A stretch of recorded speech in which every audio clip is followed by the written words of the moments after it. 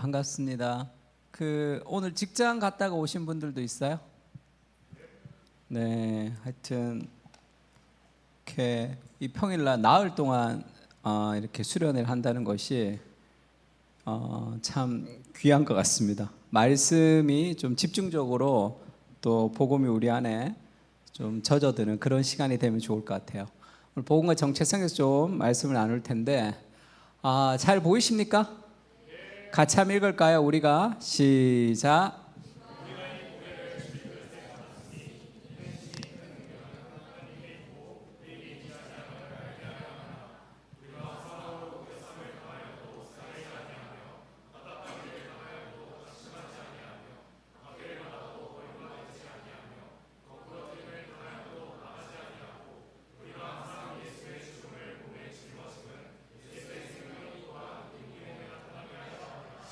아멘.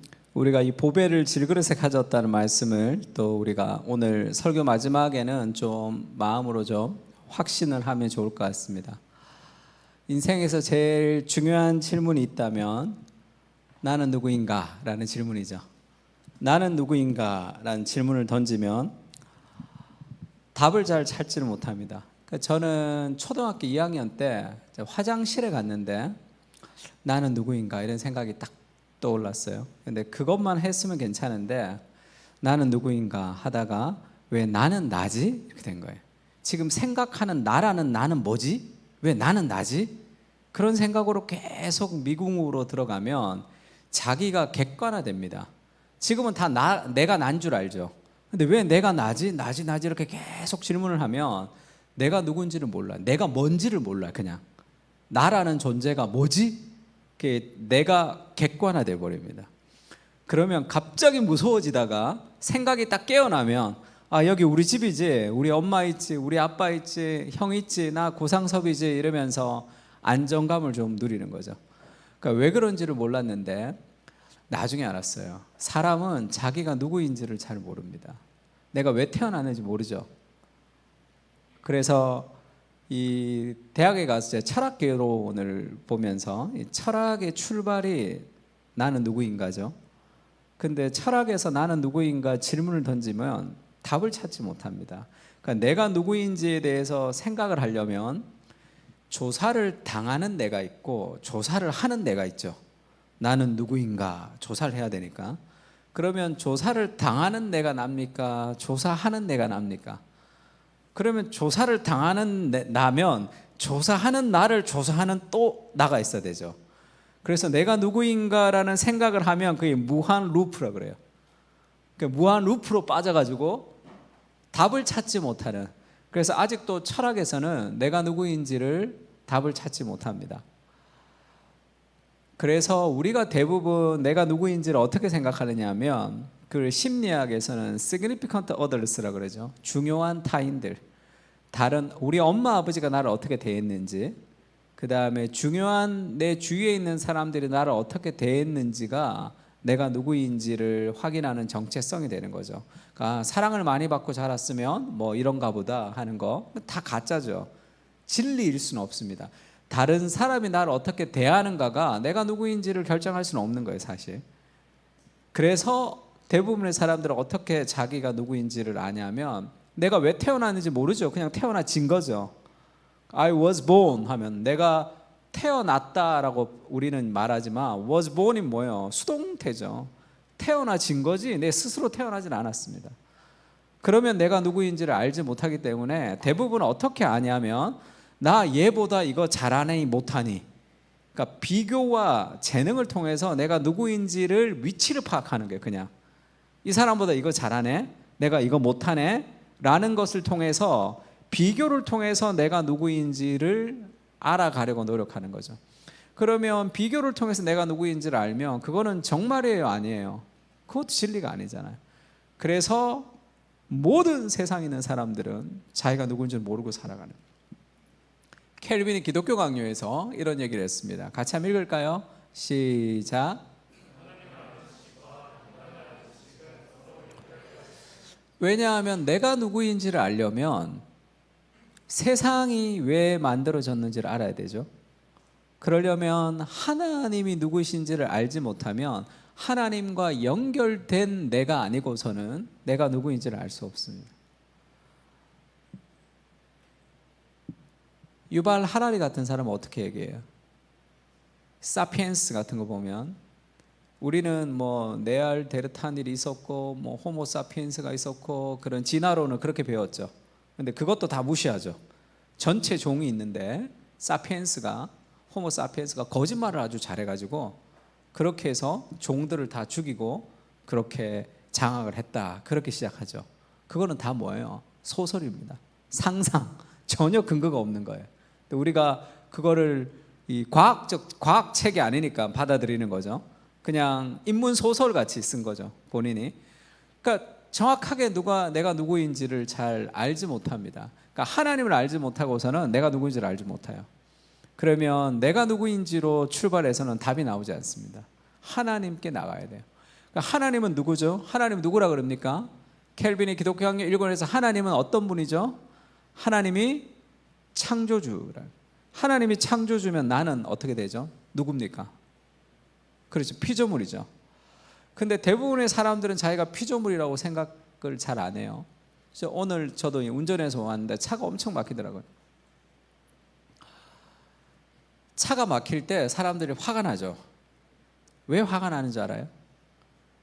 운전할 때 차 막히면 화가 나는 이유가 왜 화가 나느냐 하면 데이비드 폴리슨이라고 그 웨스트민스터 상담학 교수가 있습니다. 그 데이비드 폴리슨이 차가 막히면 왜 화가 나는지 아는가?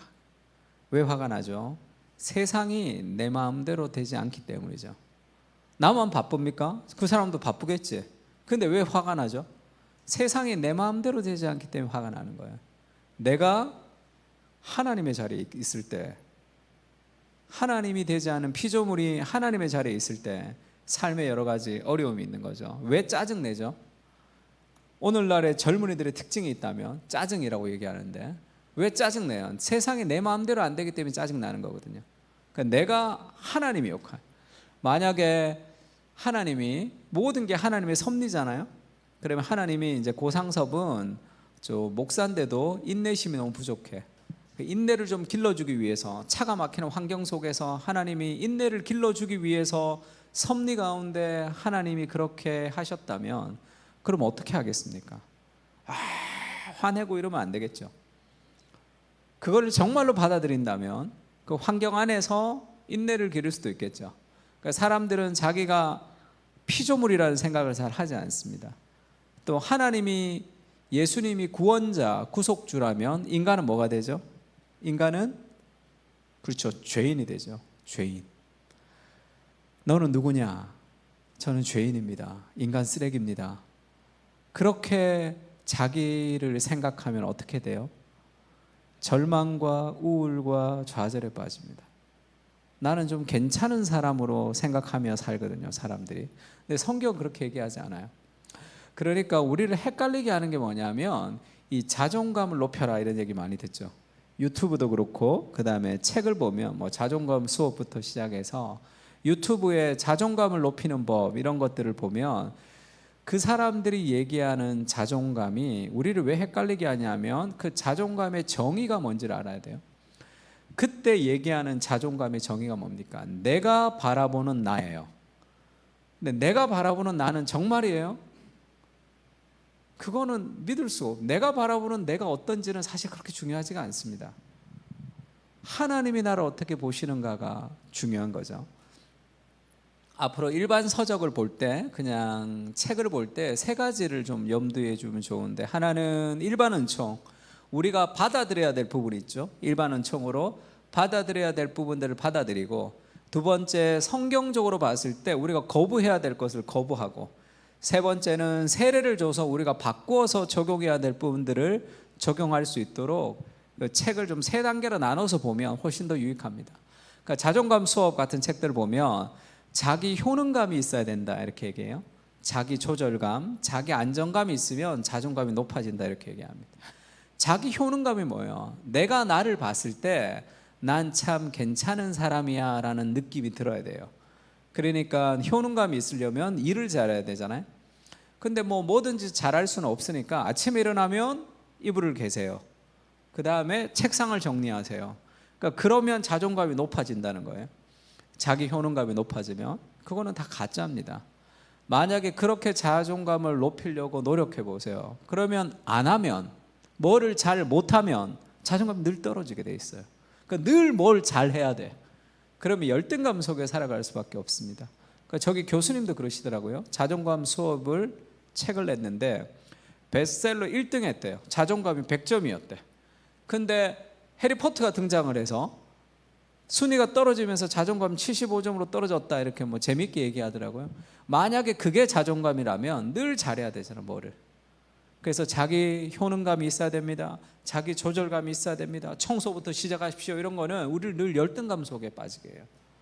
그렇게 청소해 보세요. 매일 자존감이 올라가나. 하루 늦잠 자고 못하면 막 자기 정죄. 그러니까 늘 한 번에 실패도 하지 않고 늘 잘해야 되기 때문에 자기 자존감을 높여라는 말 자체, 그 정의 자체가 잘못된 거예요. 내가 나를 바라보는 나, 그렇게 중요하지가 않습니다. 그래서 많은 그리스도인들이 딜레마에 빠져 있는데, 자존감을 높여라, 그게 도대체 뭔지를 모르겠어요. 자존감을 높인다는 게. 그리고 자존감이 낮다는 것은 뭐 상처를 잘 받는다는 것인지. 그래서 근데 성경은 뭐라 그럽니까? 너는 죄인이야, 이렇게 얘기하잖아요. 그러니까 이게 내가 자존감을 높여야 되는 건지 낮춰야 되는 건지, 자존감이 도대체 뭔지 정의를 할 수 없어서 널뛰기처럼 왔다 갔다, 우월감과 열등감을 왔다 갔다 하는 그런 상황 속에 있습니다. 그래서 그래서 우리가 자존감을 높이려고 뭔가를 열심히 하는 것, 외부적인 행위를 통해서 자존감을 높이려면 다 무너져요. 저는 부목사를 그 강남에 있는 큰 대형 교회에서 부목사를 했습니다. 그때 청년부만 4,000명이었어요. 그러니까 뭐 엄청 컸죠. 제가 청년부를 맡고 있었는데 강남에 있는 청년부니까 뭐 스카이 다니는 애들이 많았어요. 밟히는 애들이 다 서울대였습니다. 400명 중에 한 150명은 서울대 다녔어요. 그러니까 이제 뭐 교환 학생으로 왔다 갔다 하는 사람들이 있는데, 이제 하버드대를 다니다가 이제 그 1, 2년 교환 학생으로 오는 친구들, 그러니까 자기 친구를 데리고 왔어요. 한국 사람들 중에 하버드대를 다닌다 그러면 굉장하잖아요. 대학원도 아니고 대학을 다닌다는 건 굉장해요. 근데 그 사람들을 쭉 만나보면 공통적인 특징이 한 가지 있습니다. 다 열등감이 쩔어 있어요. 하버드에서 시험 치기 전날 홀딱 벗고 막 달린다는 그런 얘기 들어본 적 있죠? 왜 그러냐면 다 정신이 이렇게 망해져서 그런 건데, 아이비리그에 다니는 사람이 60%가 정신과 상담을 받습니다. 왜냐하면 고등학교 때까지 내가 1등이었거든요. 그런 자신의 행위가 자기의 정체성이 된 거예요. 근데 대학 갔더니 나보다 더 잘하는 사람이 많단 말이에요. 그러니까 그 정체성을 완전히 잃어버리는 거죠. 열등감 속에 있습니다. 또 교수님들은 어떻게 공부시키냐면 엄청난 양을 몰아가지고 사람들을 독하게 해서 열심히 하게 만들죠. 그래서 그 하버드 대학을 다니는 많은 사람들은 나는 이 학교에 어울리지 않는다는 생각을 거의 다 해요. 그럼 목사님 1등은 그런 생각 안 하지 않을까요? 천만에. 아무리 1등이라도 모든 걸 다 1등하는 사람은 없어요. 그래서 늘 열등감 속에 쩔어서 삽니다. 한국 사람들 앞에서는 뻑이지, 불러서 조용히 얘기하면 엄청나게 울어요. 왜냐하면 인간의 외부적인 행위, 내가 뭔가를 잘하는 것으로 자신의 정체성을 삼는 거거든요. 다 무너집니다. 사도 바울이 이제 그 자기의 정체성을 얘기할 때 자기는 죄인인데 무너지지 않는 정체성을 가지는 거거든요. 왜 그러냐 하면 에덴 동산에서 두 사람이 벌거벗었으나 부끄러워하지 않았어요. 죄가 없는 완벽한 교제를 누렸습니다. 근데 죄가 들어왔어요. 죄가 들어오고 어떻게 됐죠? 3장 7절 같이 읽을까요? 이에 시작.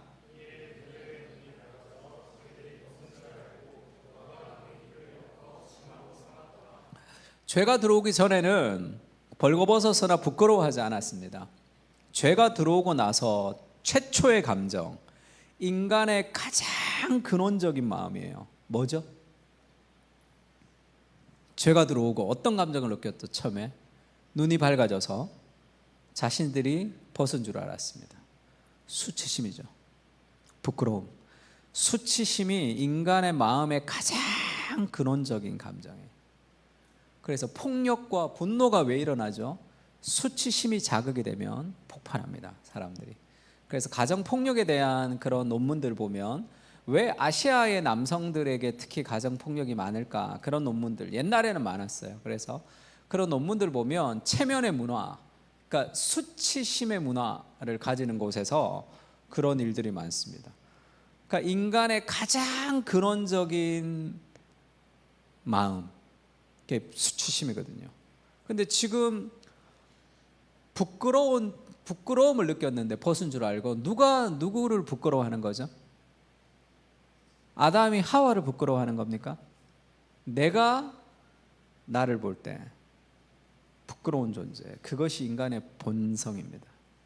내가 나를 직시하면 부끄러운 존재라는 걸 알아요. 근데 그러면 살 수가 없잖아요, 인간이. 부끄러운 존재가 되니까. 그럼 어떻게 해야 돼요? 가리죠. 무화과잎을 엮어서 치마를 삼습니다. 학벌과 외모와 능력과 실력과 다양한 것들로 자기를 가려요. 그래서 정말 부끄러운 존재인데 나는 남들보다 그래도 좀 더 괜찮은 사람이야 라는 그런 무화과나무 잎을 가리면서 삽니다. 왜 열심히 공부하죠? 지금이 부족하고 부끄럽거든요.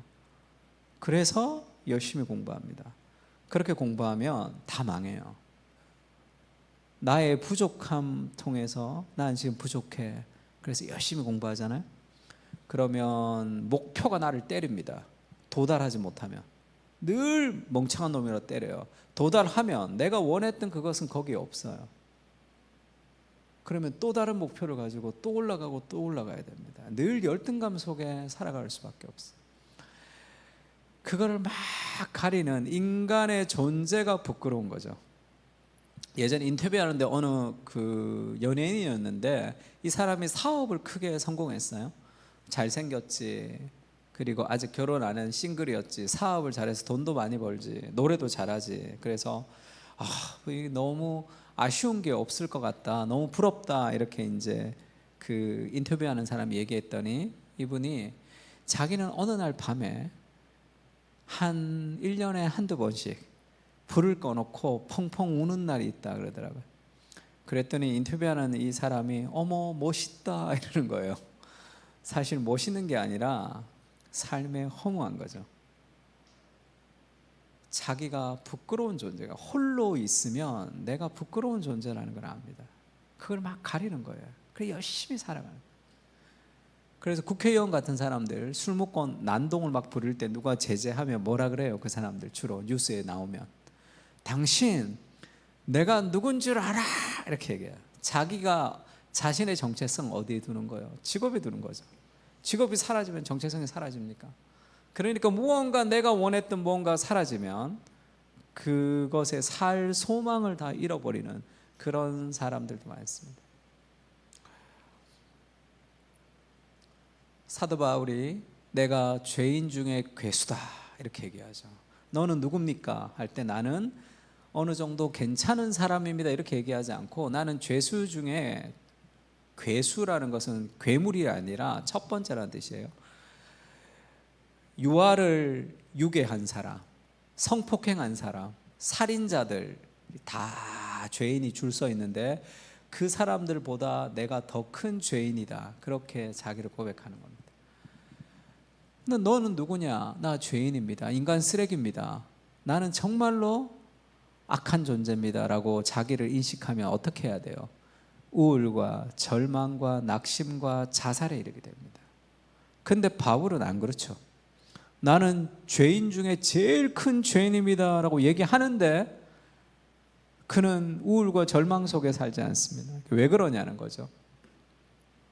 팀 켈러 목사님 이런 얘기를 한번 한 적이 있는데 같이 한번 읽을까요? 복음의 능력은 시작.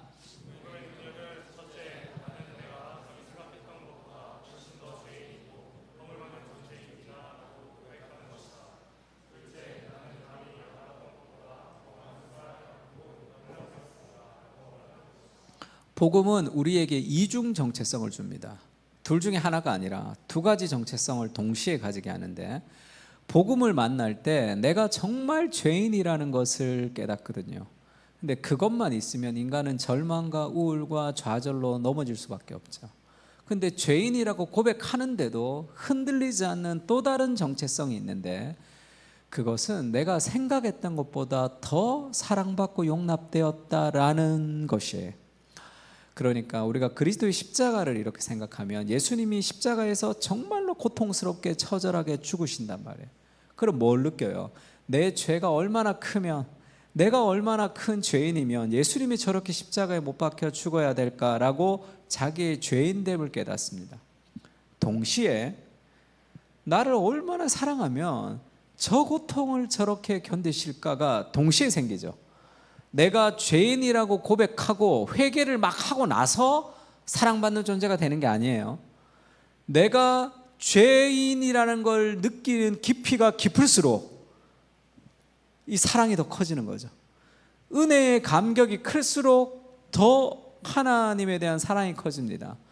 그러니까 복음이 아니고서는 인간의 정체성, 우리 안에서는 우리의 정체성을 내 안에서 내가 자존감을 높이려 하는 것은 다 실패로 돌아가죠. 왜냐하면 나는 죄인이거든요. 나는 아무것도 기대할 게 없거든요. 근데 내가 무너지지 않는 힘이 어디 있습니까? 하나님의 사랑받는 존재죠. 아무것도 하지 않는데.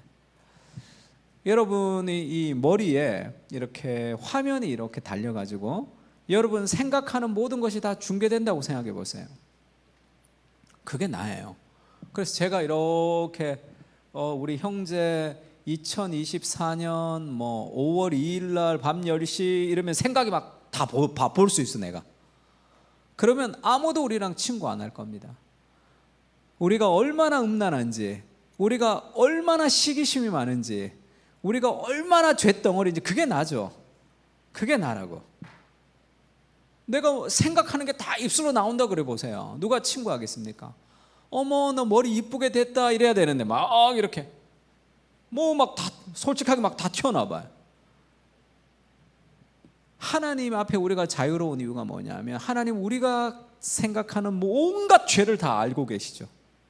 그러나 내가 열심히 노력하지 않아도 그 모습 그대로를 사랑해 주시고 받아주시는 분이시죠. 그 자유가 있습니다. 그러니까 모세가 120살까지 살았는데 모세 40살 때까지는 애굽의 왕자로 자랐어요. 그러니까 리더십 교육을 받았습니다. 왕자의 교육을 받았죠. 근데 그 어머니가 이제 히브리 민족을 구원할 구원자라고 막 가르쳤겠죠. 그래서 모세는 40살 때까지 아마도 나는 히브리 민족을 구원할 구원자다라고 생각을 했을 거예요. 그럼 어떻게 구원한다고 생각했을까? 내가 애굽의 왕이 되어서 히브리 민족을 구원해야 되겠구나라고 생각했겠죠. 왕자니까. 근데 살인자가 되어서 그게 다 들통났죠. 그래서 쫓겨서 미디안 광야로 갔습니다.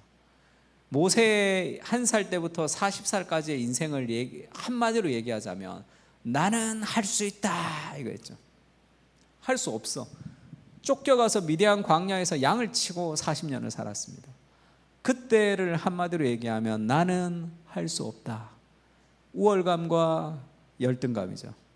두 가지를 어떻게 하는 80에 하나님의 부름을 받습니다.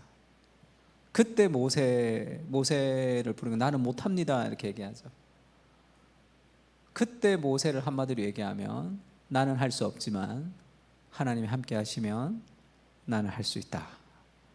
나는 죄인이지만 하나님의 사랑받는 존재이다. 나는 아무것도 할 수 없지만 모든 것을 할 수 있다. 왜 그렇죠? 나는 능력이 없기 때문에.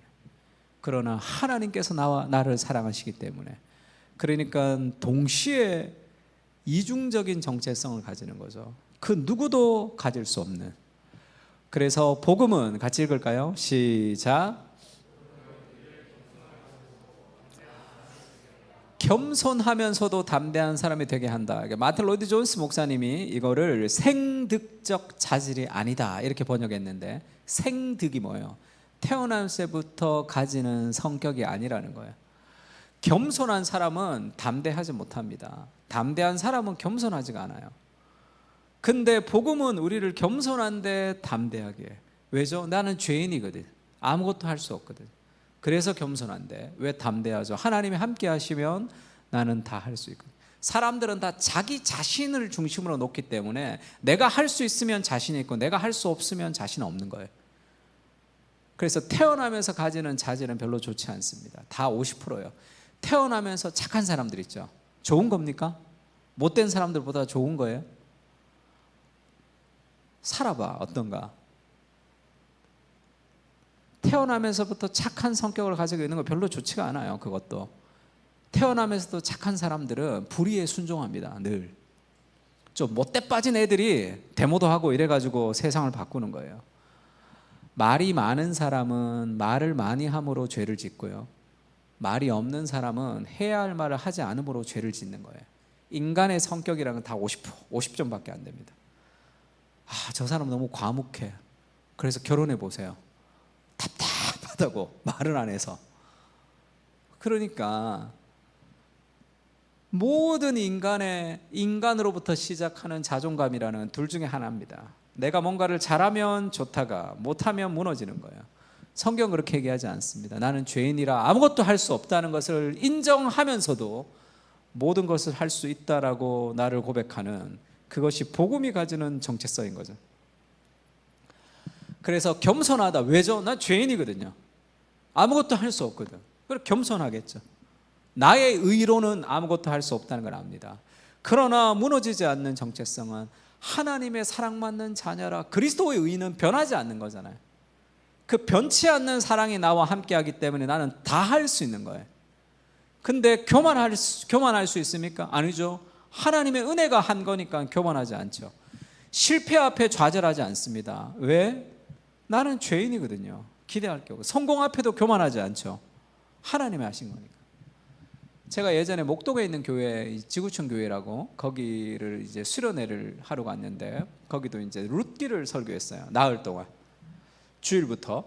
그래서 첫날 제가 은혜에 대해서 설교를 하고, 은혜 아니면 살아갈 수가 없네, 그 찬양 처음 나왔을 때예요.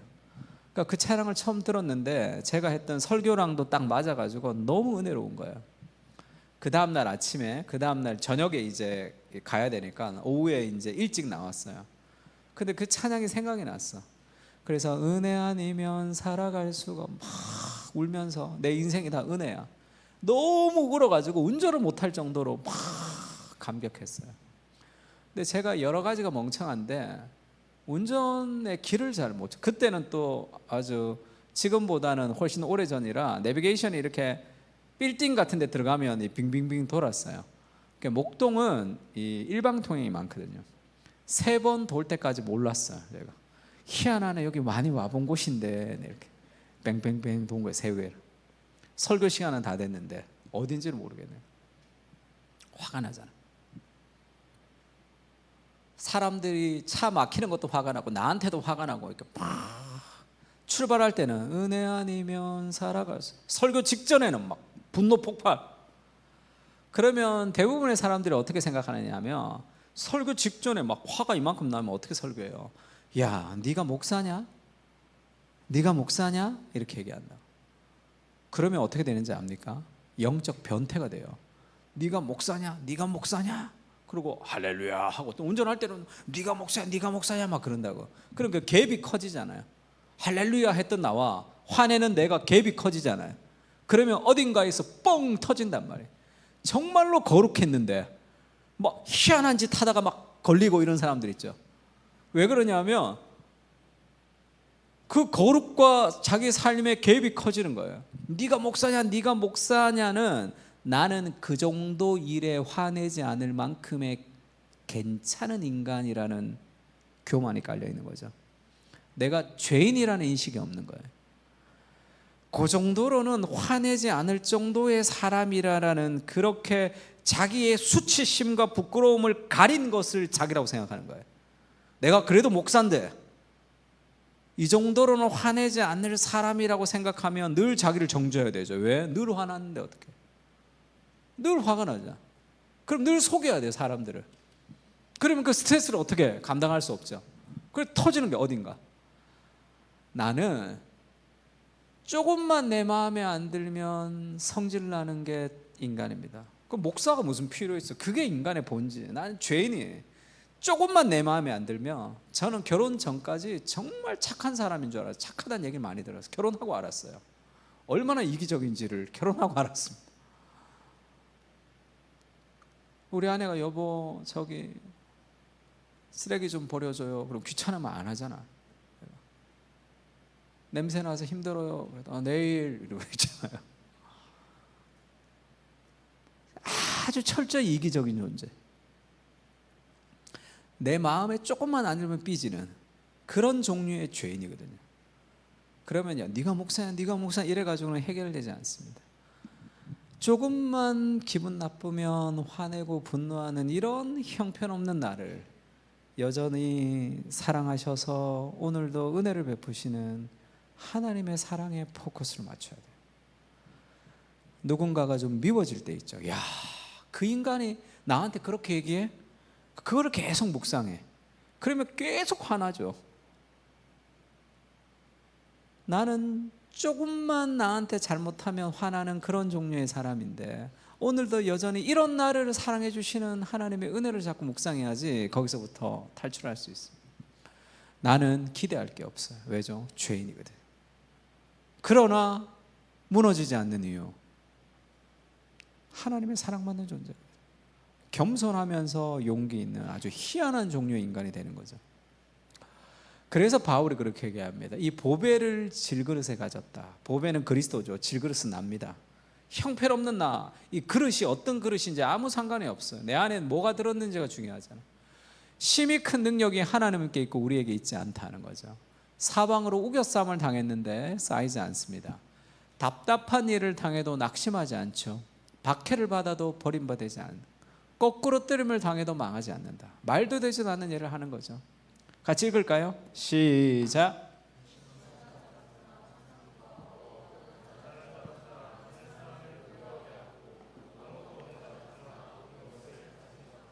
근심하는데 기뻐하고, 가난한데 부유하고, 아무것도 없는데 모든 것을 가지고, 나는 약한데 곧 강함이라. 말도 안 되는 얘기를 하잖아. 왜 그럴 수 있죠? 복음이 주는 정체성이죠.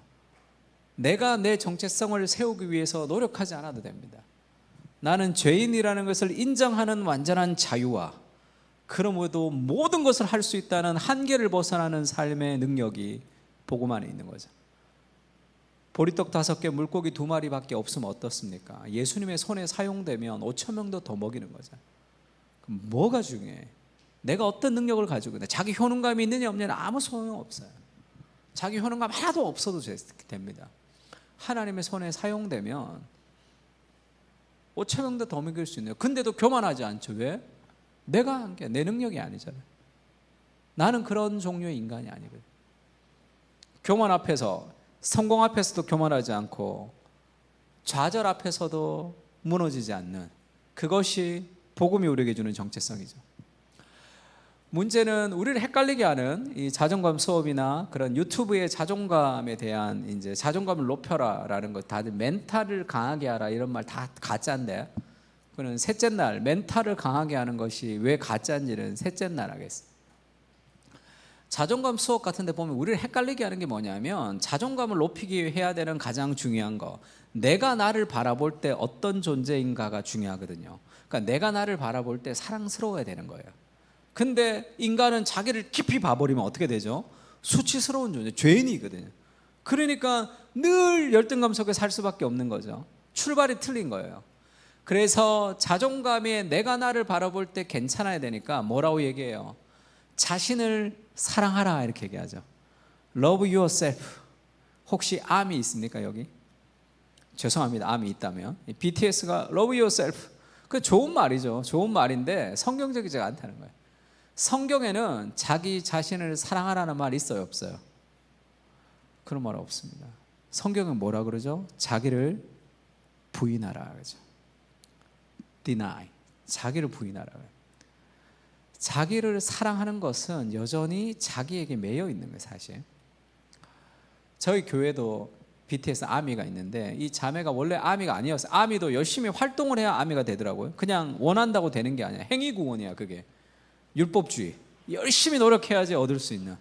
근데 걔가 아미가 아니었다가 열심히 활동해서 아미가 됐어요. 근데 아미가 됐는지 안 됐는지는 몰랐어. 하여튼 그 아미가 될 듯 말 듯할 그때였는데 제가 식당에서 물었어요. 저쪽에 있어서. 자매 아미야? 이렇게 물었어요. 목사님 아미예요 막 이랬다고. 중간에 있는 우리 집사님이 암인 줄 알았대. 애가 자매가 암 걸렸다고 막 너무 걱정한 거예요. 근데 그것도 너무 즐겁게 암이야, 네 암이에요 이렇게 얘기했는데, 그런 전설 같은 얘기가 있는데, Love yourself 좋은 말이지만 성경에 나오지 않아요. 우리는 자신을 사랑할 수 없습니다. 왜죠? 죄인이거든. 나를 깊이 돌아보면 부끄러운 존재이기 때문에 나를 아무리 사랑하려고 해도 사랑할 수가 없어요. 그래서 나를 사랑하려면 뭔가 외부적인 무엇이 있어야 돼. 소비를 통해서 뭐 물건 하나 사든지, 뭐 내가 남들과 비교해서 난 좀 괜찮은 사람이야 이렇게, 그러면 나보다 더 좋은 사람이 있으면 그럼 또 열등감 속에 빠질 수밖에 없는 거지.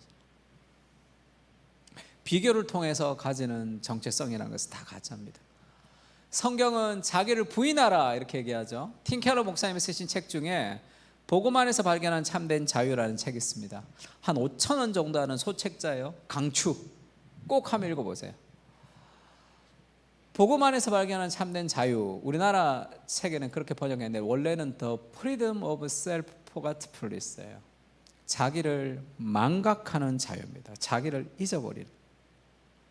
건강한 정체성은 자기를 어떻게 생각하느냐면요, 네 번째 발가락 정도로 생각해요.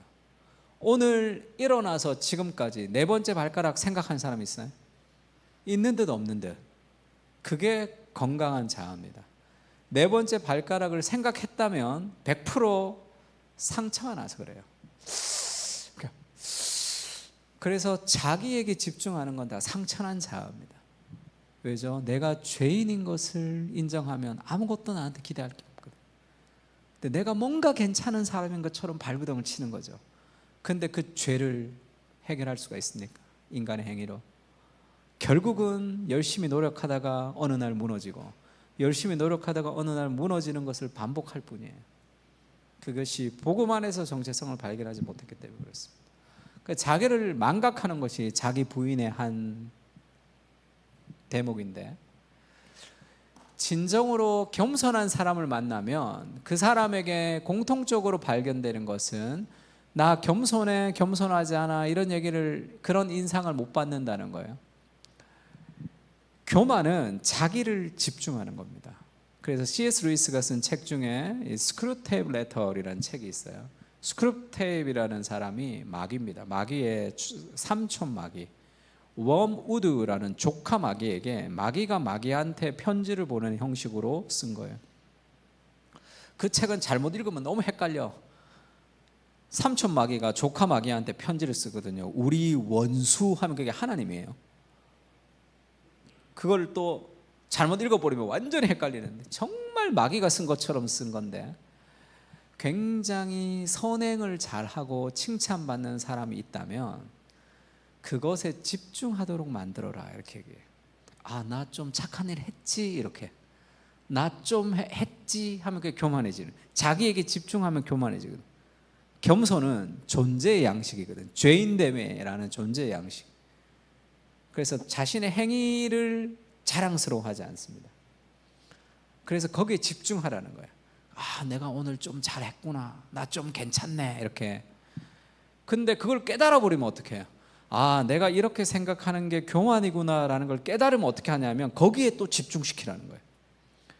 내가 이런 행위로 자랑으로 삼는 것이 교만이구나라는 거기에 또 집중하도록 하라는 거예요. 그러면 어떻게 되죠? 나는 이런 행위가 교만이라는 것을 깨닫는 다른 사람보다 더 괜찮은 사람이야 이렇게 생각하는 거죠. 그래서 늘 자기에게 집중하면 교만이라는 이 무한 루프 속에 빠지는 거죠. 겸손은 그렇게 생각 안 해요. 아예 생각 자체가 안 해. 그냥 힘들면 도와주고. 이렇게. 목사님, 제가 너무 교만해졌는데 겸손하기 위해서 기도해 주세요. 왜 그렇게 얘기하는지 알아요? 교만해서 그래요. 그게 겸손을 가장한 교만. 겸손은 그런 생각 자체를 안 한다니까. 나 죄인이야. 나한테 뭐 기대할 게 뭐 있어. 나 좀 했네 이런 게 없어요. 그리고 정말 겸손은 자기가 아무것도 아니라고도 말하지 않습니다. 사실 지나치게 자신에게 몰두해 있는 사람은 자기가 아니라고 말해요. 겸손한 척 한다고. 제가 예전에 어느 목사님 설교를 듣고, 목사님 은혜 많이 받았습니다 이렇게 얘기했거든요. 그 목사님이 아닙니다 아닙니다 그러더라고요. 내가 은혜를 받았다는데 왜 자기가 아니라 그러죠? 내가 거짓말한 거예요 지금? 아 목사님 은혜 받았습니다 그러니까 아닙니다 아닙니다 그러더라고. 그 계속 쫓아가면서 은혜 받았다고 그랬는데 아니래. 뭐 은혜 받으면 안 됩니다도 아니고 내가 받았는데 왜 아니라 그러죠? 나는 죄인이야. 아무것도 할 줄 아는 게 없어요. 그런 나에게 은혜를 주셔서 하나님의 말씀을 전하게 하시고 은혜를 받았으면 감사합니다 하면 되잖아요. 내가 좀 했거든 오늘. 나 좀 설교했네 오늘. 그러면 굳이 아닙니다 아닙니다 해야지 그게 겸손하다는 생각을 하는 거죠. 그래서 정말 겸손은, 복음을 통해 진정으로 겸손해진 사람은 바로 지금 자기 앞에 있는 사람에 대한 관심으로 충분합니다. 복음적 겸손의 핵심, 빨간색 잘 보이십니까? 같이 한번 읽을까요? 시작.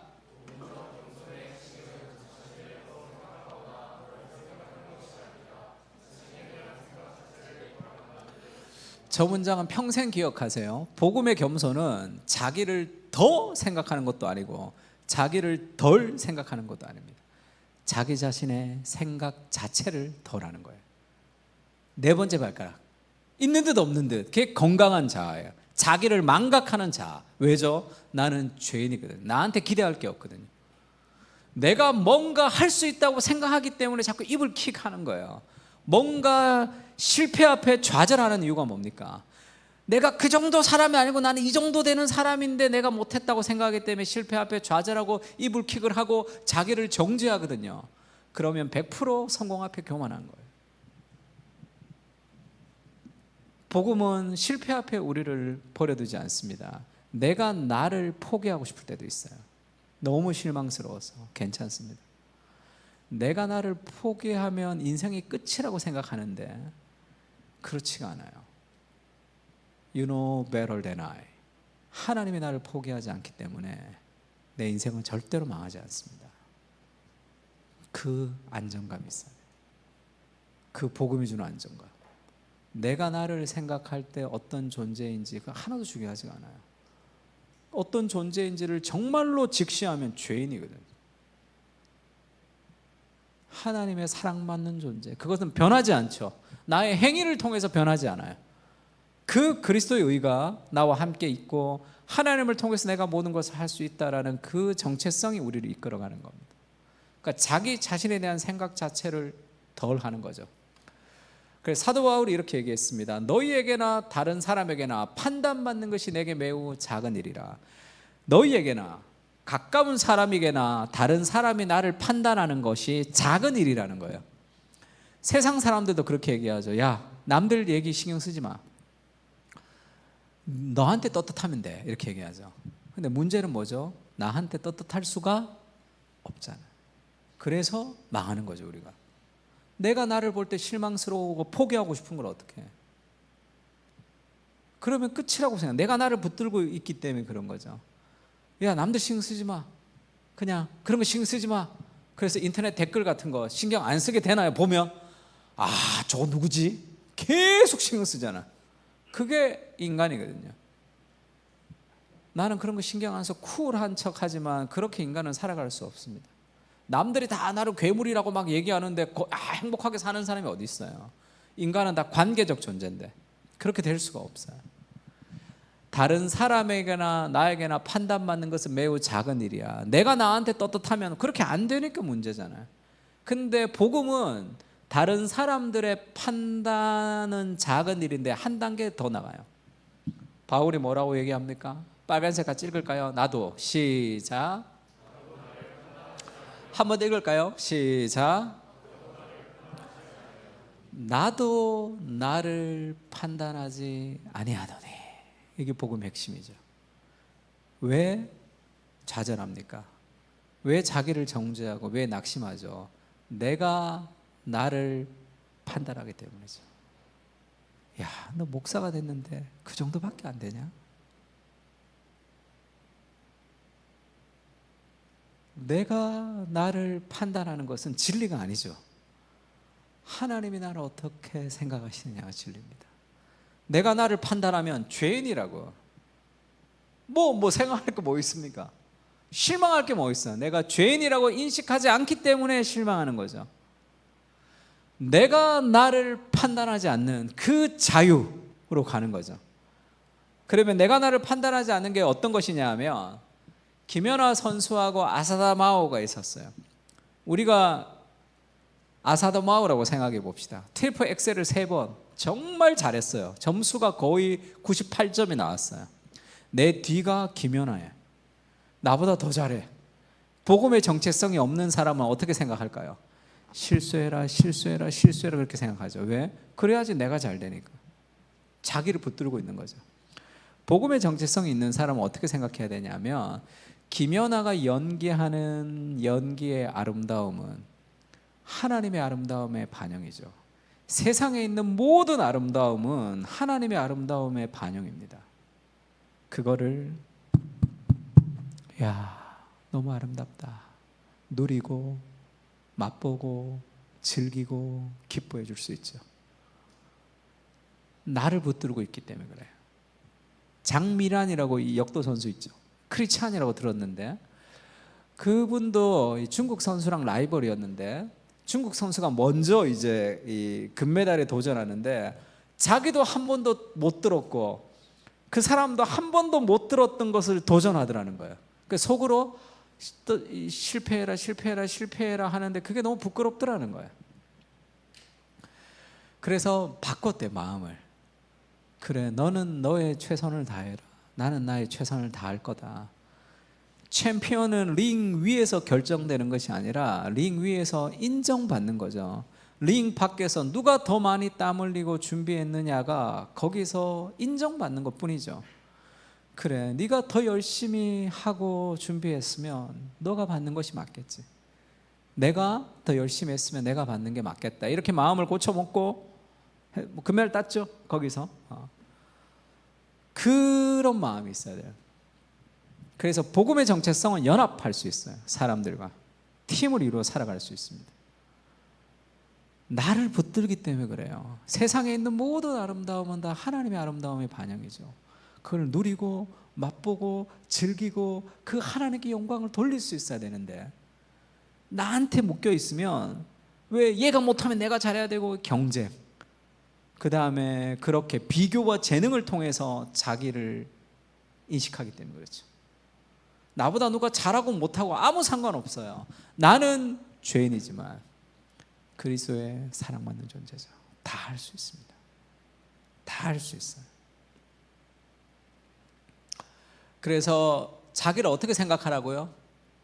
4번째 발가락을 늘 기억하세요. 그러니까 자기에게 집중하는 사람은 열등감 아니면 우월감이에요. 둘 중에 하나를 널뛰게 할 수밖에 없습니다. 복음만이 나는 아무것도 아니라고 인식하지만 완전한 자유함을 가지는 거죠. 겸손과 용기를 동시에 가질 수 있게 합니다. 시편 42편에 이런 말씀인데 같이 읽을까요? 내 영혼아, 시작.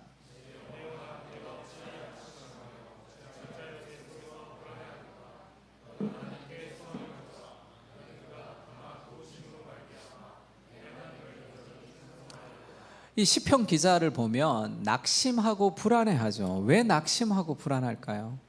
그런 일이 있었겠죠. 낙심되는 일이 있고 불안한 일이 있었겠죠. 근데 시편에는 하나님이 나한테 말씀하시는 것도 아니고 내가 하나님께 기도하는 것도 아닌 내 영혼아, 내가 나한테 말을 거는 게 있습니다. 이건 내 생각 속에서 일어나는 일이죠. 내가 내 자아에게 말을 거는 거예요. 쉽게 얘기하면 하나님의 말씀을 나한테 얘기해 주는 거죠. 내 영혼아, 너 왜 불안해하고 두려워하니? 하나님이 너와 함께 있지 않느냐? 불안과 두려움 속에서 하나님을 가지고 와서 다시 보게 하는 거죠. 마틴 로이 존스 목사님이 영적 침체에서 이 부분을 이렇게 해설했습니다. 이런 영적 침체 가운데 있을 때 우리는 시편 기자처럼 자기를 다루는 법을 배워야 돼요. 사람들은 자기를 못 다뤄요. 시편 기자는 맥없이 감정이 가는 대로 드러누워 자기를 불쌍히 여기는 데 만족하지 않았습니다. 대부분의 사람들은 감정의 노예가 돼요. 힘들면 아 힘들다, 어려우면 나 어렵다, 아 죽겠다. 환경 오는 대로 반응하는 거죠. 생각 없이. 그거를 유다서에는 이성이 없는 짐승 같다 이렇게 표현했습니다. 찌르면 반응하잖아. 우리는 그렇지가 않은 거죠. 그것이 내가 생각하는 대로 그냥 그대로 가는 것은 감정의 노예가 되는 겁니다. 시편 기자는 그렇게 하지 않았어요. 그보다 훨씬 중요한 일을 했는데요. 우리 빨간색 읽을까요? 바로 시작.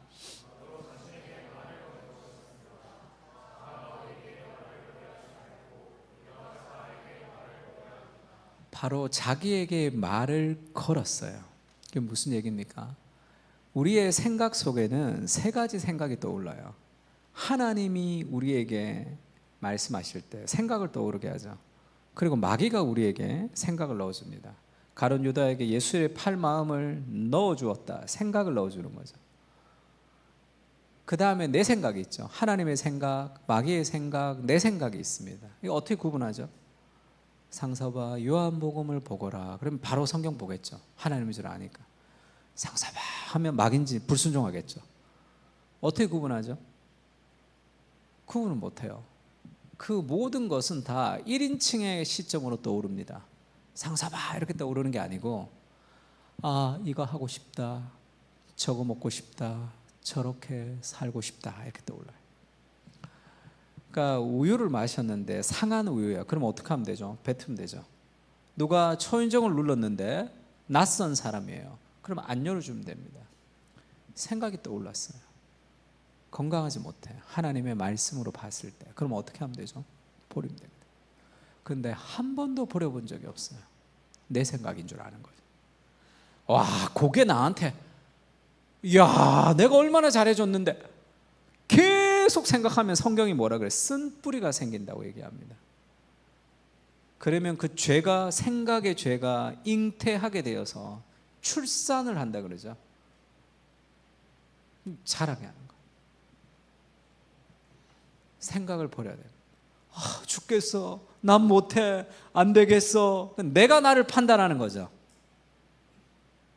내 인생을 내가 판단해서 내가 주인이 돼. 내가 하나님이 되는 거예요. 넌 안 돼. 이렇게. 자기가 스스로 자기를 판단하는 거잖아요. 하나님의 관점을 가지고 오는 거죠.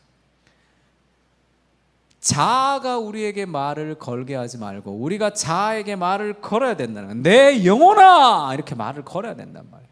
자아가 우리에게 말을 건다는 게 뭡니까? 내 삶에 떠오르는 첫 번째 생각이라고 생각하면 돼요. 안 되겠구나.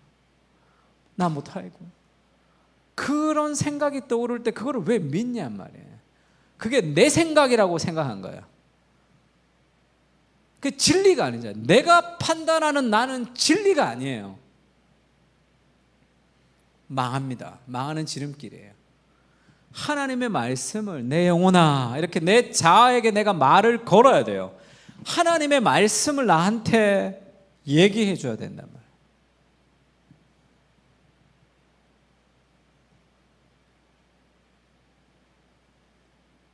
영적 침체의 주된 문제점이 뭡니까? 우리가 자아에게 말하는 대신에 자아가 우리에게 말하는 데 있습니다. 그래서 영적으로 침체되는 거예요.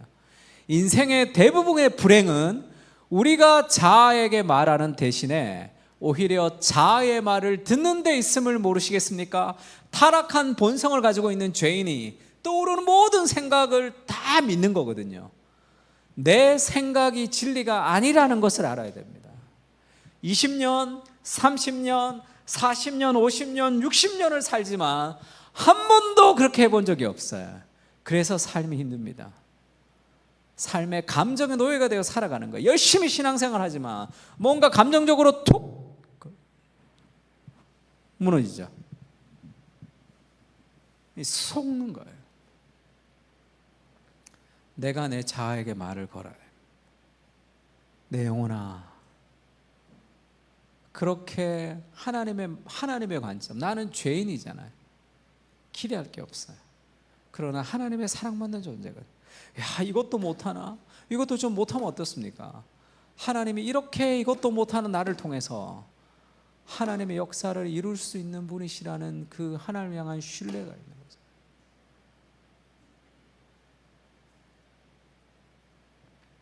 그래서 복음의 정체성을 가질 때는 다른 사람의 비판 앞에서도 좀 힘들지만 무너지지 않습니다. 사람과 연합할 수도 있죠. 종교적인 사람, 나 괜찮은 목사라고 보이고 싶어요. 그러면 화날 때 네가 목사냐 그런다고요.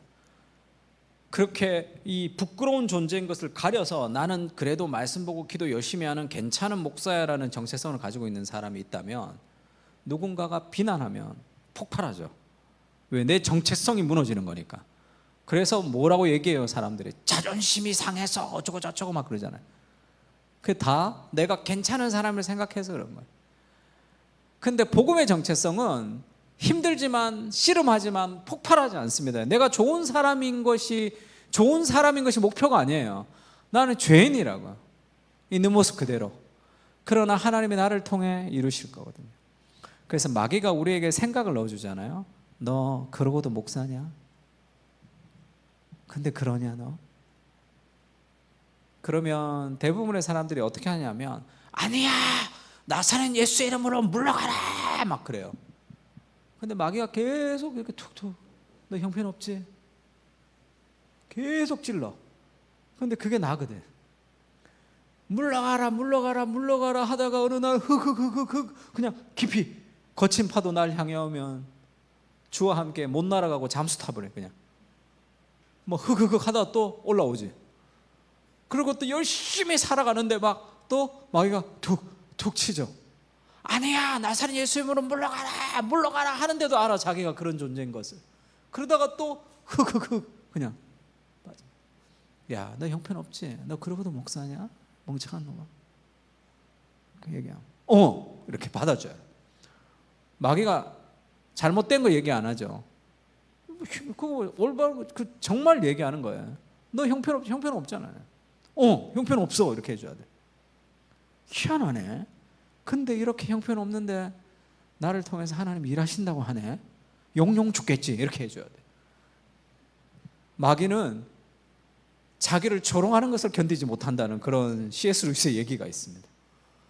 너 그런 생각이 들어오잖아요. 나 아무것도 못할 것 같아. 받아줘요. 그냥 나 아무것도 못해. 근데 하나님 나를 통해 다 할 수 있대. 할렐루야. 이런 자유가 어디 있습니까? 복음이죠. 그러니까 그걸 그냥 그대로 인정해야 돼요. 성경적이죠.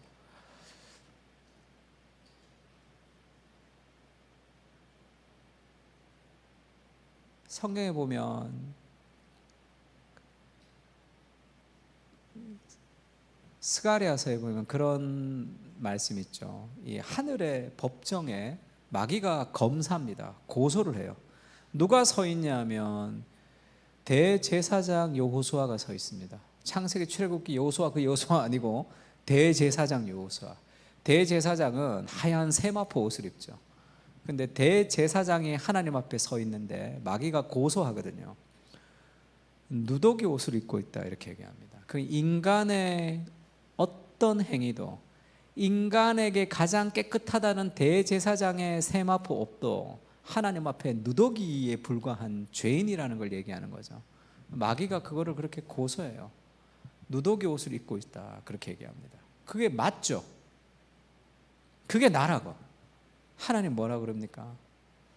그는 연기 나는 불타는 그을린 나무다. 거기서 건져낸 그을린 나무다 이렇게 얘기하죠. 불타서 연기가 나서 그을린 시꺼멓게 탄 나무를 하나님이 꺼냈다는 거예요. 왜죠? 초각하려고 이제. 그래서 그걸 그대로 인정해. 얘는 그을린 나무다. 더러운 옷을 입고 있는 더러운 존재다. 그에게 아름다운 옷을 입히라 이렇게 얘기하죠. 그걸 그대로 받아주면서 마귀가 그걸 막 고소할 때 아름다운 옷을 입힙니다. 그러니까 스가랴가 그걸 보고 완전히 업된 거예요, 기분이. 그래서 하나님에게 오버합니다. 하나님, 정결의 모자도 씌워주세요 막 이렇게 얘기해. 그래서 정결의 관을 쓰죠. 그게 우리를 상징하는 거죠. 마귀가 우리를 고소합니다. 너 누더기 옷을 입었지. 그렇죠. 그러나 그리스도의 의로 옷 입은 존재죠. 나는 죄인이지만 하나님이 나를 깨끗하다고 보십니다. 그것이 복음의 정체성을 가지게 합니다. 제가 목사님들에게 강의 오늘도 2개 하고 왔어요. 체험학교 하고 왔어요. 목이 조금 이렇게 쉬었는데 그 팀 켈러 목사님에 대해서 그 강의를 많이 했습니다. 그러니까 지금은 CTC 코리아라고 팀 켈러가 만든 한국 단체 이사로 있어요. 근데 처음에 제가 강의를 할 때는 이사 아니었어요. CTC랑은 좀 이렇게 그냥 동떨어져서 있었습니다. 근데 이제 제가 뭐 글을 올리고 그런 걸 보고 이제 부산에 있는 목사님이 저 사람이 좀 이 목회자들을 모아서 팀 켈러 목사에 대해서 강의를 좀 하면 좋겠다. 그래서 섭외를 했어요. 제가 이제 강의를 하기로 했습니다. 2019년도예요. 그래서 저렇게 이제 포스트를 붙였습니다. 그분은 알죠. 내가 팀 켈러 목사님과 목회에 대해서 잘 안다는 걸 알지만 다른 목사님들 모르잖아요. 그러니까 광고를 해야 되니까 저렇게 광고하고 고상선 목사, 팀 켈러 연구가 이렇게 저를 소개한 거예요. 팀 켈러 연구가 뭐야? 밑에 댓글이 달렸는데 우와 팀 켈러 오는 줄 알았는데 고상섭은 누구? 이렇게 딱 읽어요. 포스터를 왜 저렇게 만든 거야? 팀 켈러 오고 고상섭 통역 비슷하게 해놓은 거잖아요. 그 다음에 뭐? 그 밑에 댓글이 팀 켈러 연구가? 팀 켈러 학과라도 뭐 있나 보지? 이렇게 그 밑에다 크크크흐흐 이래. 다 찾아봤잖아. 이것들 목사들이지. 내가 막 찾아보고 아이디 찾아보고 막 조회하고 그래도 막 분노가 일어나. 조롱의 문화를 어떻게 없앨 수 있을까? 그래서 그 부산에 있는 목사님한테 전화해서 팀 켈러 연구가를 좀 바꾸려고 전화를 하려고 하다가 2가지가 내 마음에 걸렸습니다. 첫 번째는 그럼 뭐로 바꿔줄까요? 할 때 바꿀 게 없었어요. 그때 생각해낸 게 팀 켈러 애정가였어요. 팀 켈러 애정가. 그러니까 옆에 있던 친구가 목사님 그게 더 야식꼬리합니다 그러더라고요. 그래서 그것도 아니고. 2번째는 왜 내가 화가 나고 기분이 나쁜가 생각했죠. 나는 겸손하게 팀 켈러를 공부했는데 여기서 강의를 해달라 그래서 강의를 해주는 사람이지 나 팀 켈러 연구가야 이렇게 뻐기고 싶지 않은 거죠. 쉽게 얘기하면 나는 이 정도 되는 사람인데 팀 켈러 연구가는 나를 이 정도로 만드는 거죠. 내가 죄인이라고 생각하지 않고 나는 팀 켈러 연구가보다 더 괜찮은 사람인데 팀 켈러 연구가라는 그것이 나를 희화화시킨다고 생각하는 거예요. 내가 다른 사람에게 조롱받고 싶지 않은, 다른 사람에게 희화화되고 싶지 않은, 왜죠? 나는 괜찮은 목사거든요. 정말 내가 죄인이라고 생각하지 않는 거죠. 정말 죄인이라고 생각하면 사람들의 비난 앞에 힘들지만 그것이 그렇게 분노하지 않아요. 왜? 그 사람들 나 잘 몰라서 그래요. 이 화면 보여봐. 더 죄인인데. 정말 더 큰 죄인이죠, 우리는. 그래서 팀 켈러 연구가를 받아들이기로 했습니다. 뭐 어떻든 팀 켈러 연구한다는데. 그래서 지금은 여러분은 웃지만 목사님들 세미나 가면 저 팀 켈러 연구가라고 소개해요. 지금은 고유명사가 돼서 아무도 안 웃습니다. 책을 하나 썼는데 제가 우리 이사들과 같이 책을 썼는데 팀 켈러를 읽는 중입니다라는 책을 썼어요. 전설과 같은 책인데 저 책은 어떤 목사님이 팀 켈러를 좋아하는 목사님이 이제 설교 시간에 팀 켈러 목사님에 대해서 많이 언급을 했어요. 그 교회에 2달 다녔던 새신자가 있었어요. 근데 팀 켈러의 얘기를 많이 들었는데 밑에 내려갔더니 사무실에 갔더니 저 책이 있었어요. 그분이 야, 저 중은 어떤 중이길래 팀 켈러를 읽는 중이 있냐고 그렇게 얘기했어요. 팀 켈러를 읽는 스님입니다. 이렇게 읽은 거예요. 근데 사진을 봤더니 어떤 스님이 저기 한 분 저렇게 계시니까 이야, 저 중은 어떻게 팀켈러를 다 읽는 중이 있냐고. 그런 전설 같은 책이죠. 모르는 사람을 위해서 저 사람이 팀켈러입니다. 지금 빡빡. 제가 지금 머리 빠지고 있는데 팀켈러 담고 있다고 생각해서 그냥 자유하기로 했습니다. 팀켈러 읽는 중입니다 할 때 저자 소개를 하죠. 저자를 소개할 때 고상선 목사 팀켈러 연구가 이렇게 박았어요. 이제 팀켈러 연구가 좀 미안한 건 있어요. 지금은 정말로 팀켈러로 박사학위 받아서 10년씩 공부하고 온 사람이 제가 아는 사람만 해도 10명이 넘거든요.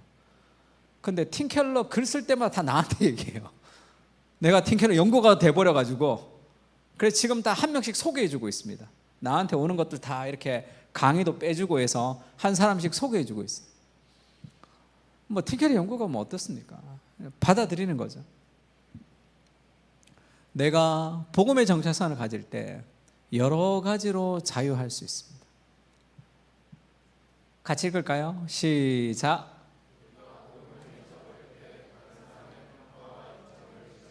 너무 자존심이 상해. 너무 힘들어. 그건 왜 그렇죠? 복음의 정체성을 잃어버리기 때문에 그렇죠. 어떻게 그런 말을 나한테 할 수 있어? 내가 이 정도 되는 사람을 이렇게 무시했다고 생각하는 거죠. 나는 죄인이라는 인식이 그것이 우리를 겸손하게 합니다. 그러나 넘어지지 않죠. 분노하지 않을 수 있는 이유는 하나님의 사랑받는 존재라는 거거든요. 마지막으로 고린도전서 같이 한번 읽을까요? 그러나 같이 읽겠습니다. 시작.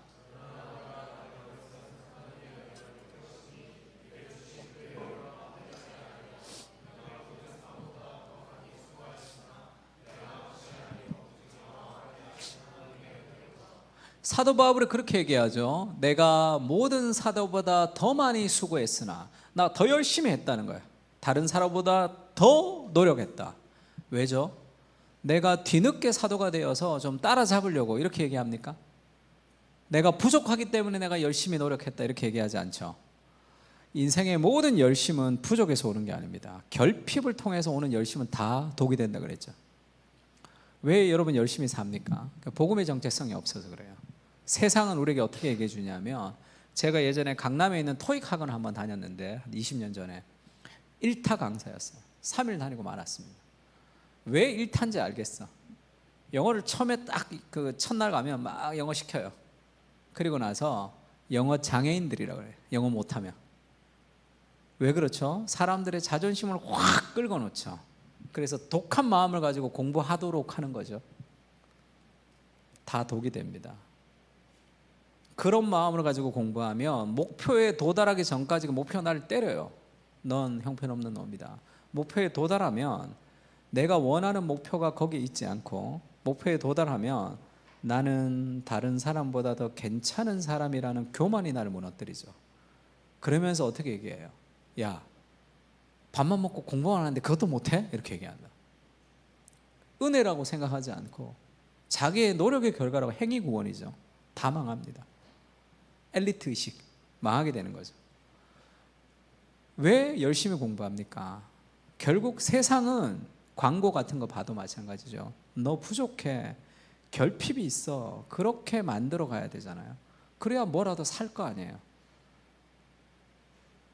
후기 자본주의, 정기 자본주의, 산업혁명이 일어나고 자본주의가 막 발전할 때는 사람들이 많고 생산이 더뎠죠. 그래서 막 사람들이 다 많은 것을 샀습니다. 지금은 사람들보다 생산이 더 많아졌죠. 그러면 그 다 팔아야 되잖아요. 만든 거를. 그러면 어떻게 해야 팔죠? 옛날에는 신발 한 컬레 가지고 그냥 살았습니다. 축구도 하고 야구도 하고 학교도 가고. 요즘은 조깅화, 러닝화, 워킹화, 온갖화 한 몇 개씩 있어야지 되는 거죠. 근데 정말 굳이 그렇게까지 필요한가? 왜 그렇게 하죠? 그래야지 판매를 해야 되잖아요. 소비를 촉진하려면 부족을 끌어내야 되잖아요. 너 부족해.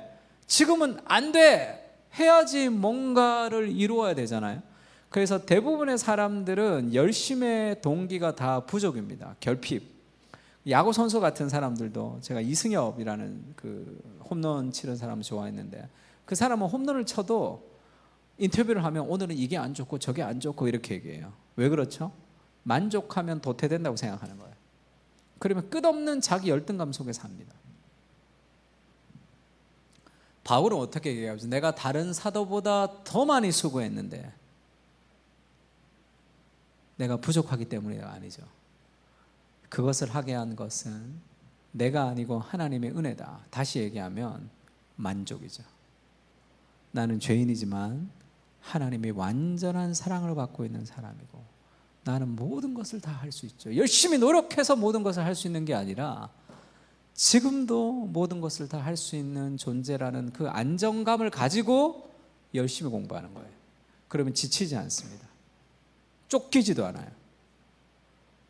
그래서 복음의 안정감 우리를 더 많이 성취하게 합니다. 그러나 부족의 심리를 가지고 공부하면 다 망하게 돼요. 이루어도 망하고 못 이루면 욕먹고. 제 얘기하고 좀 마치면 좋을 것 같은데, 저는 고등학교 3학년 때까지 어린 시절에 좀 그 정서 불안이 좀 있어서, 지금도 있습니다. 틱 불안도 있고 스트레스 받으면 손톱도 못 뜯고 그래요. 근데 어릴 적에는 굉장히 심했어요. 그러니까 저희 아버지가 이제 아주 경상도 집안에 아주 엄한 분이기 때문에 그런 것 같다 해서 아버지한테 얘기했더니 아버님 또 그렇게 얘기 안 하시더라고요. 너 태어날 때부터 좀 불안했다 그러더라고요.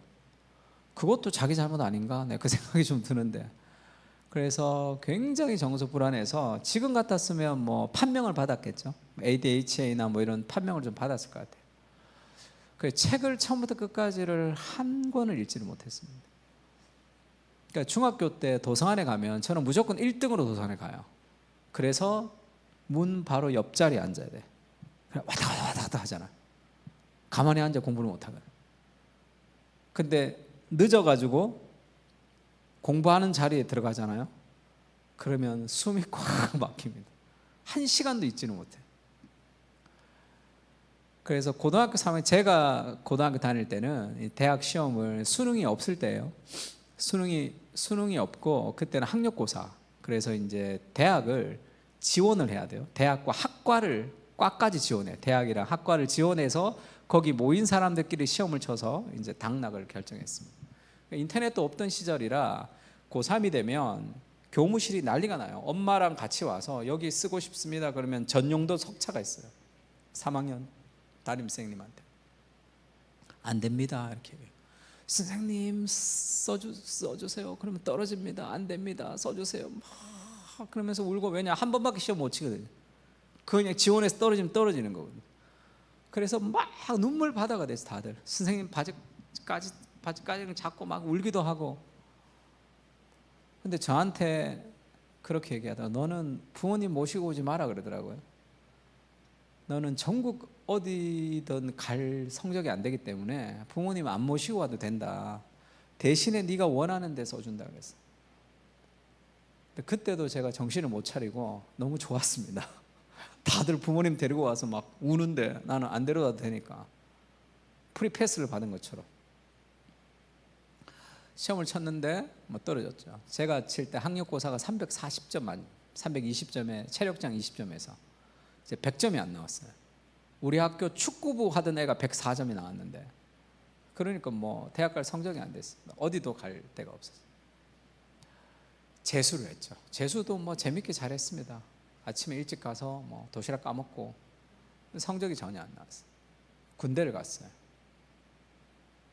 군대를 가고 저희 아버지가 엄청 울었다는데 저 뭐 하고 저기 살게 해야 되냐고. 근데 제가 어릴 적부터 좀 멍청했어요. 그러니까 뭔가 잘하는 게 하나도 없었어요. 뭐 손기술이라도 있었으면 뭐 기술이라도 배웠겠죠. 근데 내가 뭐를 만지면 다 고장나. 지금도 저희 아내가 뭘 만지면 그만두라 그래요. 그러니까 만지면 다 고장나. 그리고 뭐 하여튼 좀 멍청한 스타일이에요. 잘하는 게 잘 없었어요. 그래가지고 군대를 가면 이제 그 하사관 지원하는 게 있었습니다. 아, 그러면 이 직업을 내가 이걸 가지면 돼. 몸뚱아리 하나만 있으면 돈 벌 수 있으니까 내가 아무것도 잘하는 게 없으니까 그걸 해야 되겠다고 지원했더니 저희 선임 하사가 넌 안 돼 그러더라고요. 왜냐면 군 생활을 완전 못했거든요. 군대에 갔더니 이 낫을 가지고 풀을 막 베는 거예요. 다 줄 서서. 근데 제가 봤더니 저기 제초 기계가 있어요. 그래서 소대장님, 저 기계가 있는데 왜 우리가 손으로 해요? 이렇게. 군대는 질문하면 안 되는 걸 몰랐습니다. 따라오라 그래요, 그냥. 왜 그렇지? 그러니까 다 그거를 이제 고문관이라고 그러죠. 고문관. 근데 저는 고문관은 아니었어요. 그냥 문관이라고 해요. 너 고시니까 그냥 문관으로 해라. 그래서 절대 고문관은 아니었습니다. 그럼 뭐 잘하는 게 없었어요. 제대를 하고 교회를 갔더니 그 주유소를 하는 집사님이 계셨는데, 주유소가 잘 될 때요, 너 와서 아르바이트 여기 해라. 잘 되면 하나 더 차리면 너 사장 시켜준다 그랬어요. 한 달 만에 잘렸습니다. 그 집사님은 저를 너무 좋아해서 어떻게든 뭘 좀 해주고 싶었는데, 지금은 주유소가 이렇게 뚜껑을 열면 이렇게 달려 있어요. 기름을 넣고 이렇게 막아주면 되는데, 제가 할 때는 이게 떨어져 있어요. 이렇게 빼놓고 주유를 하고 끼워줘야 되는데 그냥 보내버리는 거야. 기름 줄줄줄 새는 거예요, 다. 그러니까 여기 절대 막 써요. 절대 쓰면 다 잊어버리는 거 알죠? 절대 쓰면 무조건 딱 계속 보내요. 어느 날 트럭 아저씨가 저쪽에서 막 오는데 나한테 화났다는 걸 이미 알겠어. 아저씨가 막, 당신 내 양말이 왜 한쪽밖에 없는 줄 알아? 그러는 거예요. 자기 양말 한쪽밖에 없는데 나한테 왜 얘기해? 몰라요. 내 양말이 왜 한쪽밖에 없는 줄 알아? 그런 거야. 뭔 소리인지 모르겠어. 기름이 흘러서 양말로 거기를 막아가지고 그러고 왔다는 거야. 가뜩이나 이해력이 떨어진 나한테 그렇게 문학적으로 화를 내면 어떡하란 말이야 도대체. 그분도 굉장히 고급스럽게 화내죠. 너 뭐 정신이 있는 놈이 없는, 이렇게 얘기 안 하고, 내 양말이 한쪽밖에 없는 줄 알아. 수수께끼도 아니고 왜일까 내가 계속 고민했는데 뭐를 잘하는 게 없었어요. 현수 막 떼라고 이렇게 떼버리면 달려 있고 막 가운데만 쭉 뜯어져 있고, 우리 사장님이 다시 올라가서 하다가 감전되고 막 온갖 일들이 다 있었어요. 그리고 이제 와서 인생이 너무 불안하잖아. 잘할 수 있는 것도 없고, 군대까지 갔다 왔는데 대학은 안 갔고, 청년부 수련회를 갔는데 8월 15일이었습니다 그때가. 그 청년부 수련회에서, 그전에도 교회를 쭉 다녔는데 갑자기 예수님이 인격적으로 느껴졌어요. 그 예수님을 만났습니다. 예수님을 만나고 어떤 생각이 들었냐면, 내가 지금까지 내가 이거를 찾고 있었구나라는 걸 알았습니다. 뭘 찾는지도 몰랐어요. 인생의 꿈도 아무것도 없었습니다. 뭐를 찾는지도 몰랐는데 예수님을 만나면서 내가 지금까지 이거를 찾고 있었구나라는 걸 알았어요. 하덕규라고 지금 목사님이 되셨는데 조성모의 가시나무를 작사 작곡했던 분이 계십니다. 이분이 쓴 노래 중에 자유라는 노래가 있어요. 가사가 어떠냐면, 껍질 속에 살고 있었네 내 어린 영혼, 껍질이 난지 내가 껍질인지도 모르고, 눈물 속에 살고 있었네 내 슬픈 영혼, 눈물이 난지 내가 눈물인지도 모르고, 그를 만난 뒤 나는 알았네 내가 애타게 찾던 것이 무엇인지, 그를 만난 뒤 나는 알았네 내가 목마르게 찾았던 자유 하면서 자유 뭐 이렇게 쫙 나오는 노래가 있어요. 그 가사 그대로 예수님을 탁 만나니까 만세전에 너를 택하였다, 그런 말씀이 있죠. 어머니 모태가 있기 전에, 이 천지가 창조되기 전에 너는 하나님의 마인드 안에 있었던 존재라는 그것이 확 느껴졌습니다. 나는 왜 태어났을까? 나는 이 험한 세상에 이 실력도 없고 능력도 없던 내가 이 험한 인생을 어떻게 내가 쫓아갈 수 있을까? 그런 불안 속에 있었는데 하나님이 창세 전부터 이미 나를 선택하셔서 지금 이 한국 땅에 나를 보내신 거죠. 그러니까 내가 정말 존귀하고 가치 있다는 걸 처음 알았습니다. 잘하는 게 있어야지 내가 남보다 낫다는 그런 정체성을 우리가 늘 배우면서 산 거죠. 내가 뭔가를 잘 못하면 나는 잘 안 되는가 보다라는 이상한 정체성을 가지는 거죠. 아, 나라는 존재가 정말로 가치 있는구나. 내가 이 땅에 있어야 될 이유가 있구나라는 것을 딱 깨달았는데, 그때 저의 마음을 한마디로 표현하자면 만족이었습니다. 희한하죠. 학교도 안 갔지, 직업도 없지, 미래가 하나도 결정되지 않았는데 꽉 찬 것 같았어요. 완전한 사랑, 완전한 인정 있는 거지, 나한테. 그래서 뭔가를 해드리고 싶었습니다. 하고 싶다는 말하고는 좀 다른 것 같아요. 해드리고 싶어요. 너무 감사하잖아. 왜 나한테? 왜 이렇게 실력 있고 좋은 사람도 많은데 왜 나를 위해서? 그래서 뭐를 좀 해드리고 싶었습니다. 그래서 8월 15일에서 2달 공부하고 11월 달에 수능이 있었어요. 수능을 보고 제가 신학교에 들어갔는데, 제가 들어가고 나서 끝에서 2등으로 붙었다는 얘기를 언뜻 들었어요. 확인해 보지 않았지만 사실이라고 생각했는데, 신학교에 들어가서 1년에 한 300권 정도 책을 봤던 것 같아요. 목회와 신학 같은 거는 이제 수업 아닌 시간에 쌓아놓고 한 3, 40권을 매일 봤습니다. 한 300권 정도 1년 동안 책을 읽고, 제가 제일 크게 깨달았던 게 있다면, 아, 이렇게 책 읽으면 안 되는구나 라는 걸 깨달았어요. 모르겠어, 책 읽었는데.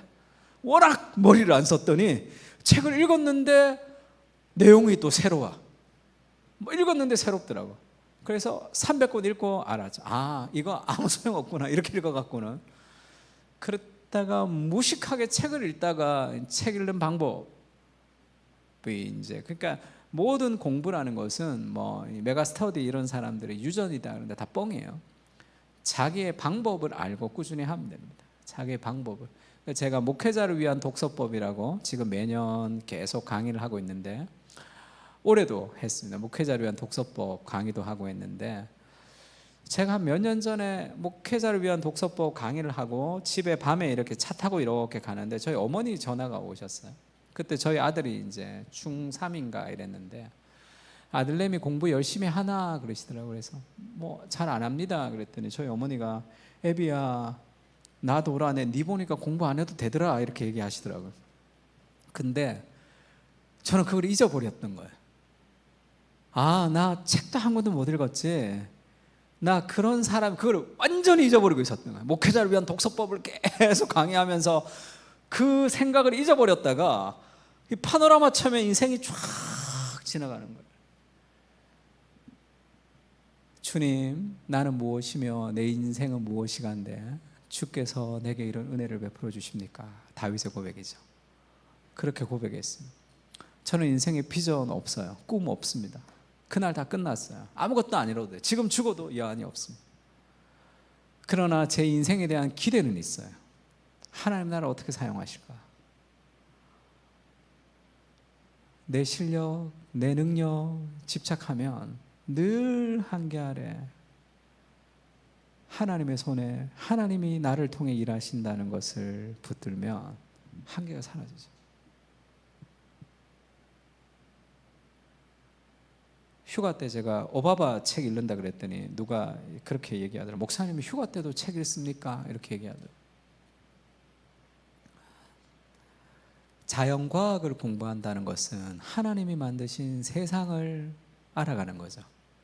사회과학을 공부한다는 것은 하나님 만드신 사람과 세상의 관계를 알아가는 겁니다. 인문과학을 공부한다는 것은 하나님이 만드신 사람을 알아가는 거죠. 성경을 통해서 하나님 그분을 알아가는 거죠. 그러면 세상에 있는 모든 학문과 일들은 통섭되고 결국 세상에서 공부하는 공부, 열심히 일하는 일, 이 모든 것은 다 하나님을 알아가는 거죠. 누군가를 사랑하면 그 사람을 알아가고 싶습니다. 불안과 두려움과 합격을 가지고 내 안에 어떤 결핍을 가지고 막 공부하는 거하고는 차원이 다른 거죠. 훨씬 더 많은 성취를 더 많이 이룰 수 있습니다. 근데 그 이루는 거 별로 관심도 없죠. 하나님 주신 은혜를 살아가는 거죠. 그것이 우리 인생에 그 복음의 정체성을 가질 때 여러분 인생에 한계가 없어져요. 나는 죄인이지만 하나님의 사랑받는 존재라는 것을 좀 깊이 좀 기억하세요. 그리고 기도하면서 나가세요. 다 할 수 있습니다. 한계가 내가 이런 능력이 있었나? 내게 아니죠.